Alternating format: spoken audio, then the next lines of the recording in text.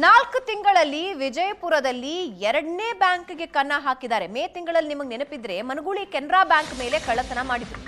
ಈಗ ಕರ್ನಾಟಕ ಮಹಾರಾಷ್ಟ್ರ ಗಡಿಯಲ್ಲಿ ಬ್ಯಾಂಕ್ ದರೋಡೆ ಮಾಡಿದ್ದಾರೆ. ಬ್ಯಾಂಕ್ಗಳಲ್ಲಿ ಚಿನ್ನ ಇಟ್ಟ ಗ್ರಾಹಕರೀಗ ಫುಲ್ ಟೆನ್ಷನ್ ನಲ್ಲಿದ್ದಾರೆ. ಬ್ಯಾಂಕ್ಗಳನ್ನೇ ಟಾರ್ಗೆಟ್ ಮಾಡ್ತಾ ಇರೋ ತಂಡಗಳಿವೆಯಾ? ರಾಷ್ಟ್ರೀಕೃತ ಬ್ಯಾಂಕ್ ಅನ್ನ ದರೋಡೆ ಮಾಡಿ ಗ್ರಾಹಕರಲ್ಲಿ ಈಗ ಟೆನ್ಷನ್ ಶುರುವಾಗಿದೆ. ನಮ್ಮ ಚಿನ್ನದ ಕಥೆ ಏನು ಅಂತ. ನಗದಿನ ಬಗ್ಗೆ ಗ್ರಾಹಕರಲ್ಲಿ ಟೆನ್ಷನ್ ಇಲ್ಲ, ಆದರೆ ಬ್ಯಾಂಕ್ಗಳಲ್ಲಿ ಸೇಫ್ ಇರುತ್ತೆ, ಮನೆಯಲ್ಲಾದ್ರೆ ಸೇಫ್ ಇರಲ್ಲ ಅಂತ ಕೆಲವರು ಲಾಕರ್ಗಳಲ್ಲಿ ಇಟ್ಟಿರ್ತಾರೆ. ಇನ್ನು ಕೆಲವರು ಅದರ ಮೇಲೆ ಸಾಲ ಪಡೆದಿರ್ತಾರೆ, ಚಿನ್ನದ ಮೇಲೆ ಸಾಲ ಪಡೆದಿರ್ತಾರೆ. ಕಥೆ ಏನು ಅನ್ನೋ ಟೆನ್ಷನ್ ಈಗ ಗ್ರಾಹಕರಲ್ಲಿ. ನಾವಿಟ್ಟ ಚಿನ್ನದ ಕಥೆ ಏನು ಅಂತ. 1 ಕೋಟಿ ರೂಪಾಯಿ ಕ್ಯಾಶ್, 13 ಕೆಜಿ ಚಿನ್ನದೊಂದಿಗೆ ಈ ದರೋಡೆಕೋರರು ಪರಾರಿಯಾಗಿದ್ದಾರೆ. ದರೋಡೆಗೆ ಬಳಸಿರೋ ಕಾರ್ ಮತ್ತು ನಂಬರ್ ಪ್ಲೇಟ್ ನೀವು ನೋಡ್ತಾ ಇದ್ದೀರಿ. ಇದರ ಜೊತೆಗೆ ಕಾರ್ನಲ್ಲಿ ಎಸ್ಕೇಪ್ ಆಗುವಾಗ ಕುರಿಗೆ ಡಿಕ್ಕಿ ಹೊಡಿತಾರೆ, ಕುರಿಗಳ ಮಂದೆಗೆ ಡಿಕ್ಕಿ ಹೊಡಿತಾರೆ, ಜನರಿಗೆ ಡಿಕ್ಕಿ ಹೊಡೆದಾಗ ಅಲ್ಲಿ ಜನ ಸುತ್ತುವರಿತಾರೆ, ಆ ವ್ಯಾನಿಗೆ ಸುತ್ತುವರಿತಾರೆ.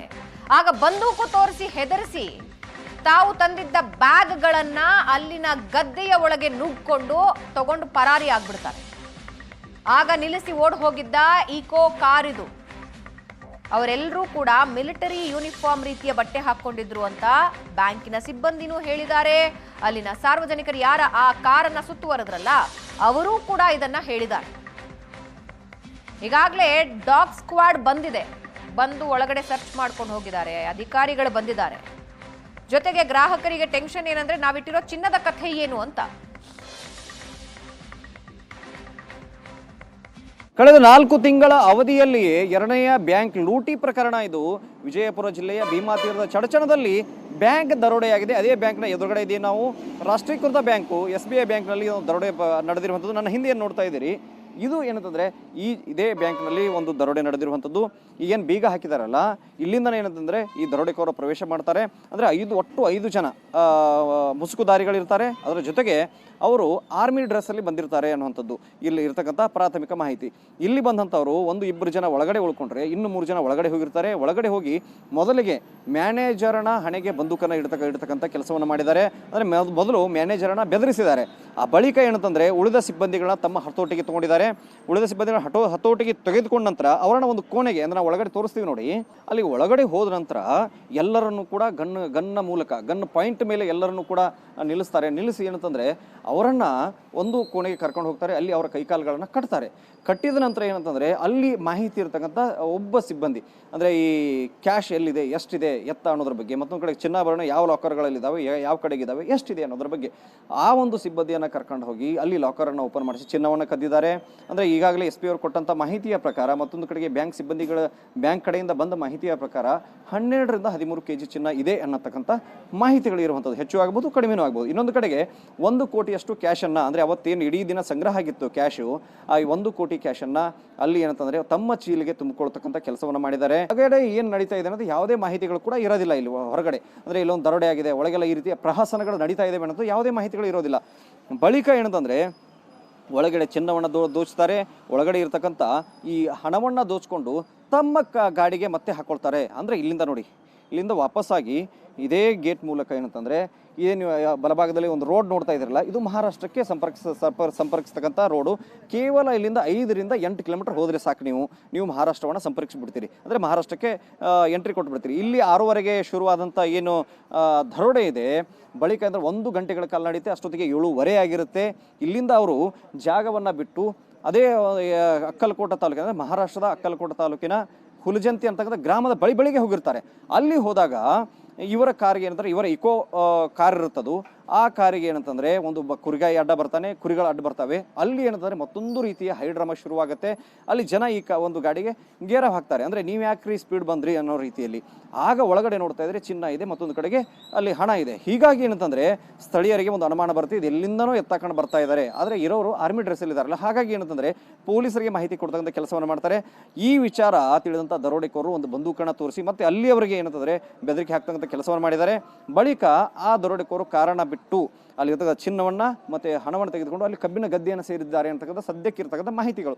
ಈಗಾಗಲೇ ಎರಡೂ ರಾಜ್ಯದ ಪೊಲೀಸರು, ಕರ್ನಾಟಕ ಮತ್ತು ಮಹಾರಾಷ್ಟ್ರ ಪೊಲೀಸರು ಅಕ್ಕಲಕೋಟದಲ್ಲಿ ಏನಾದರೆ ಕಾರ್ಯಾಚರಣೆಯಲ್ಲಿ ತೊಡಗಿರುವಂಥದ್ದು.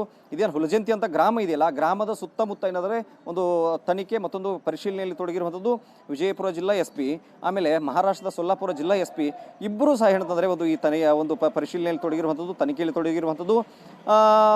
ಇರ್ತಕ್ಕಂಥ ಮಾಹಿತಿಗಳ ಪ್ರಕಾರ ಏನಂತಂದರೆ ಒಟ್ಟು 12 kg ಚಿನ್ನ ಹೋಗಿದೆ, ಮತ್ತೊಂದು ಕಡೆ 1 ಕೋಟಿಯಷ್ಟು ಹಣ ಹೋಗಿದೆ ಅಂತಕ್ಕಂಥ ಮಾಹಿತಿಗಳು ಇರುವಂಥದ್ದು. ಈ ನಿಟ್ಟಿನಲ್ಲಿ ಈಗಾಗಲೇ ಏನಂತಂದರೆ ಒಂದು ತನಿಖೆ ನಡೆದಿರುವಂಥದ್ದು. ಈ ತನಿಖೆಯ ಔಟ್ಕಮ್ ಏನಿರುತ್ತೆ ಅನ್ನೋದನ್ನು ಕಾದು ನೋಡಬೇಕಾಗಿದೆ. ವಿಜಯಪುರ ಜೊತೆಗೆ ಷಡಕ್ಷರಿ ನೆಟ್ ಸುವರ್ಣ ನ್ಯೂಸ್. ದೃಶ್ಯದಲ್ಲಿ ನೀವು ನೋಡ್ತಾ ಇದ್ದೀರಾ, ಒಂದು ಬ್ಯಾಂಕಿನ ಒಳಭಾಗದ ದೃಶ್ಯ, ಇನ್ನೊಂದು ಕಡೆ ದರೋಡೆಗೆ ಬಳಸಿದ್ದ ಕಾರಿನ ಪ್ಲೇಟ್ ನಂಬರ್ ಮತ್ತು ಕಾರು. ದರೋಡೆ ಮಾಡಿಕೊಂಡು ಹೋಗುವಾಗ ಕುರಿಗಳ ಮೇಲೆ ಡಿಕ್ಕಿ ಹೊಡಿತಾರೆ, ಅಲ್ಲಿನ ಜನರ ಮೇಲೆ ಡಿಕ್ಕಿ ಹೊಡಿತಾರೆ. ಆಗ ಜನ ಗುಂಪು ಕಟ್ಟಿಕೊಂಡು ಸುತ್ತುವರಿತಾರೆ. ಯಾವಾಗ ಪರಿಸ್ಥಿತಿ ಕೈ ಮೀರುತ್ತೆ ಅಂತ ಗೊತ್ತಾಯ್ತೋ ಕೈಯಲ್ಲಿದ್ದ ಬಂದೂಕು ತೋರಿಸಿ ಹೆದರಿಸ್ತಾರೆ. ಅಲ್ಲಿನ ಗದ್ದೆಯ ಒಳಗೆ ಇಡೀ ಬ್ಯಾಗ್ಗಳನ್ನು ಎತ್ಕೊಂಡು ಓಡ್ ಹೋಗ್ತಾರೆ ಈ ಖದೀಮರು. ಮಹಾರಾಷ್ಟ್ರ ಗಡಿ ದಾಟ್ಕೊಂಡು ಹೋಗಿದ್ದಾರೆ ಅನ್ನೋದು ಸದ್ಯಕ್ಕಿರೋ ಮಾಹಿತಿ. ಕರ್ನಾಟಕ ಪೊಲೀಸರು ಮತ್ತು ಮಹಾರಾಷ್ಟ್ರ ಪೊಲೀಸರು ಬಲೆ ಬೀಸಿದ್ದಾರೆ.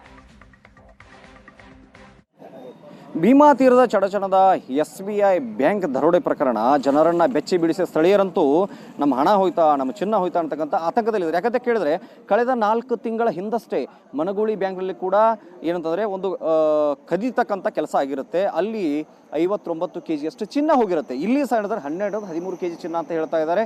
ಹೀಗಾಗಿ ಅಡ ಇಟ್ಟವರು ಮತ್ತೊಂದು ಕಡೆಗೆ ಇಲ್ಲಿ ಸಾಲ ಮಾಡಲಿಕ್ಕೆ ಏನು ಚಿನ್ನವನ್ನು ತಂದು ಒತ್ತೆ ಇಟ್ಟಿದ್ರು ಅವರೆಲ್ಲರೂ ಕೂಡ ಆತಂಕದಲ್ಲಿರೋದು. ಈ ಸಂಬಂಧಪಟ್ಟಂತೆ ಮಾತನಾಡೋಕೆ ಸ್ಥಳೀಯರು ನಮ್ಮ ಜೊತೆಗಿದ್ದಾರೆ, ಅವರೇ ಮಾತಾಡ್ಸೋಣ. ಸರ್, ಹೆಂಗೆ ಆತಂಕ ಶುರುವಾಗಿದೆ ನಿಮಗೆ ಸ್ಥಳೀಯರಲ್ಲಿ? ಆತಂಕ ಅಂದ್ರೆ ಸರ್, ನಿನ್ನೆ 6 ಗಂಟೆಗೆ ಒಮ್ಮೆ ನಮ್ಮಲ್ಲಿ ಯಾರಿಗೂ ಗೊತ್ತಿಲ್ಲ. ಅವರು ಪ್ರತಿ ದಿವಸ ಕೆಲಸ ಮಾಡಿ ಅವರು ಎಲ್ಲ ಕಸ್ಟಮರ್ಸ್ಗೆ ಹೊರಗೆ ಹಾಕ್ತಿದ್ರು. ಹೊರಗೆ ಹೋದ್ಮೇಲೆ ಅವ್ರದ್ದು ಏನು ಉಳಿದ ಕೆಲಸಗಳನ್ನು ಮಾಡಿ ಅವರು ಲಾಕ್ ಮಾಡಿ ಹೋಗ್ತಿದ್ರು. ಅದೇನು ಏಕಾಏಕಿ ಬಂದು ನುಗ್ಗ್ಯಾರು, ಯಾರಿಗೂ ಗೊತ್ತಾಗಿಲ್ಲ. ಅದು ನುಗ್ಗಿ ಏನೋ ಶಟ್ರ್ ಎಳ್ದಂಗೆ ಕಾಣ್ತಾರೆ. ಎಳೆದ ಮೇಲೆ ಹೊರಗಿನ ಜನಕ್ಕೆ ಏನು ಗೊತ್ತಾಗಿಲ್ಲ. ಏನೋ ಬ್ಯಾಂಕ್ನವ್ರು ವರ್ಕ್ ಮಾಡ್ತಾರೆ ಅಂತೇಳಿ ಅಷ್ಟು ಕಲ್ಪನೆ ಮಾಡ್ಕೊಂಡವ್ರು ಅವರು. ಅದು ಹಿಂದೆ ಅವೆಲ್ಲ ಪರಾರ ಆದಮೇಲೆ ಹಿಂಗೆ ಹೊರಗಿನ ಮಂದಿ ಗುರ್ತಾಗಿ ಆಮೇಲೆ ಎಲ್ಲ ಇಲ್ಲಿ ಹುಡುಜಂತ ಕಡೆ ಗಾಡಿ ಹೋಗ್ತಿತ್ತು, TV ಒಳಗೆ ಬರ್ತಿತ್ತು, ನಾವು ನೋಡಿವಿ. ಆದರೆ ಪೊಲೀಸವರು ಎಲ್ಲ ಈಗ ಎನ್ಕ್ವೈರಿ ನಡೆಸ್ಯಾರ್ರಿ.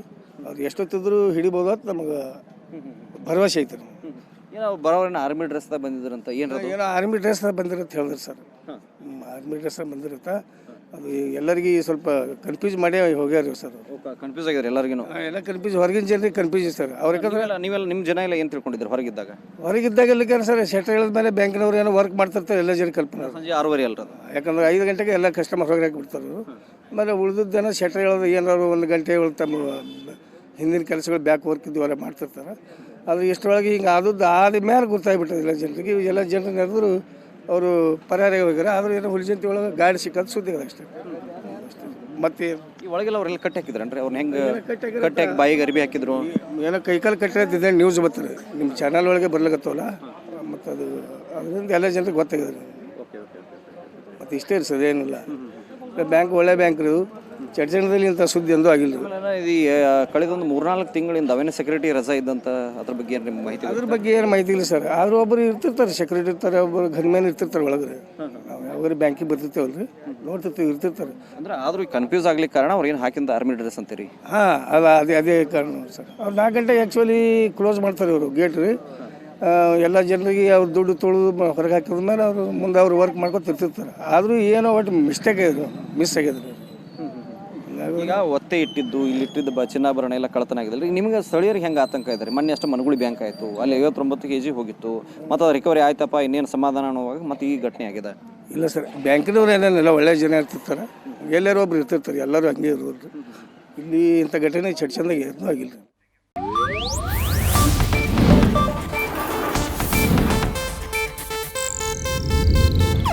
ಇದು ಏಷ್ಯಾನೆಟ್ ನ್ಯೂಸ್ ನೆಟ್ವರ್ಕ್ ಪ್ರಸ್ತುತಿ.